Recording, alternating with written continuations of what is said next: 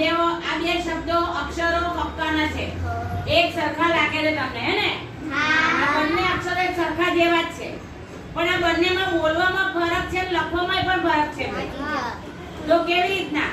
તો આને ધ બોલાય, ધજાનો ધ. શું બોલાય? ધજાનો ધ. એમાં કેવું હોય જો કે આ જે ઉપરનો ભાગ છે એ આ કાનાથી ઉપર હોય, જો એને ધજાનો ધ કહેવાય.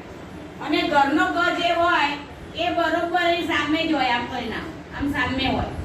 બંને જોવાથી જુદા દેખાય છે બંને, પણ તમને એવી ખબર પડતી તમને ના ખબર પડે. ધારો કે હું લખાવું, તમને લખો ધરતી. શું લખાવું? ધરતી. હું બોલું છું ધ ર તી, પણ તમે શું લખો છો?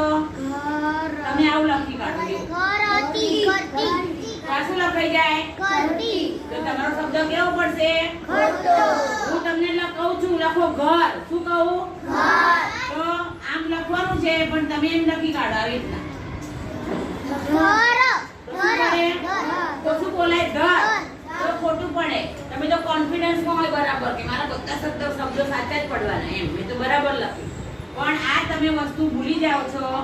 આ ગ અને ધ માં બરાબર યાદ રાખવાનું છે કે આને ઢ કહેવાય અને આને ગ કહેવાય. ધની લીટી નાની હોય, ઘરની લીટી મોટી હોય. અને ધ માં લીટીની ઉપરથી લખવાનો છે અને ગ માં લીટીની બરોબર લખવાનું. આ બે વસ્તુ ખાસ યાદ રાખવાની છે.